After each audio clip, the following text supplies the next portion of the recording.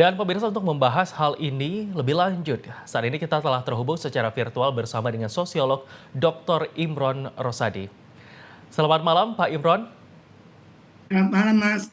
Terima Pak kasih Imron, sudah. terima kasih sudah bergabung bersama kami malam hari ini. Siap, siap. Pak, di Akademi Militer proses retreat ini sudah berakhir ya. Presiden Prabowo Ya, menyebutkan bahwa tujuan kegiatan pembekalan ini adalah untuk menyamakan frekuensi dan gerak langkah sebagai pemerintah. Nah, hal ini juga disampaikan saat memimpin kegiatan baris berbaris. Bagaimana pandangan Anda dari sisi sosiolog? ya. Terima kasih, Mas. Dalam sosiologi kita mengenal ada yang disebut sebagai kelompok, ada yang disebut sebagai tim, ada yang disebut sebagai organisasi yang intinya sama, merupakan kumpulan orang-orang dalam satu komunitas atau masyarakat tertentu yang mencapai tujuan tertentu.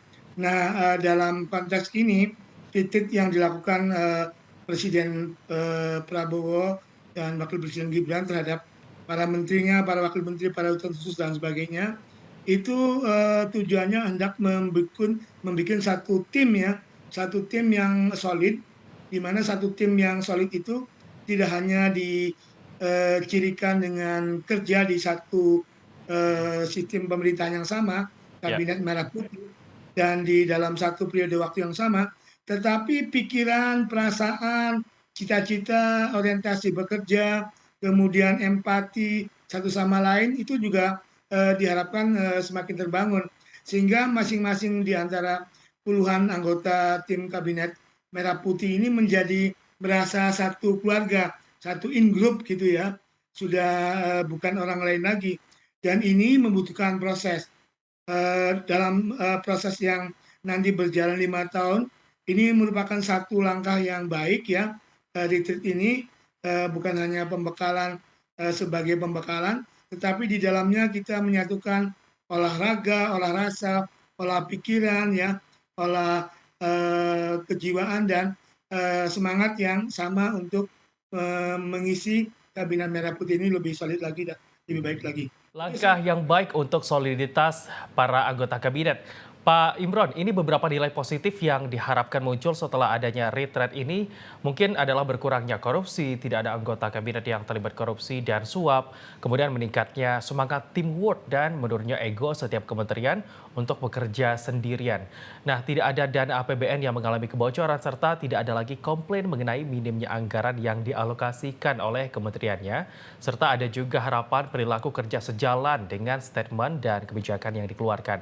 Nah, terkait dengan hal ini, bagaimana pandangan Anda, Pak? Ya, cita-cita atau komitmen-komitmen yang mulia tadi akan teruji oleh waktu. Dan di dalam sosiologi itu akan teruji dengan saling interaksi di antara para menteri atau anggota kabinet merah putih ini, yang interaksinya tadi disebutkan di dalam interaksi birokrasi pasti akan ada irisan-irisan kegiatan, ya, program-program kerja yang membutuhkan tadi satu kesamaan bahwa kita menuju dalam rangka mencapai apa yang dicita-citakan sebagai cita itu 8 cita-cita yang dibangun oleh Presiden Prabowo.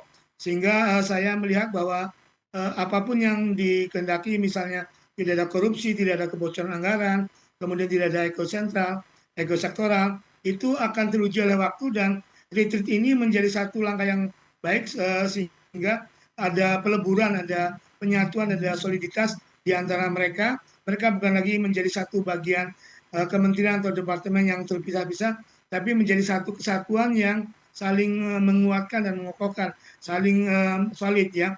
Ibarat ibarat sapu lidi atau tangan itu kalau terikat dalam satu ikatan yang kokoh akan bisa membersihkan sampah-sampah, dan ibarat tangan kalau disatukan dalam satu satuan tangan yang kokoh bisa mengangkat beban yang lebih berat lagi. Itu yang ingin kita lihat pada 5 tahun ini untuk kabinet merah putih yang dipimpin oleh Presiden Prabowo dan Wakil Presiden Gibran. Baik, Pak Imron, menurut Anda sebagai sosiolog, apa tantangan terbesar dari Kabinet Merah Putih ini, Pak?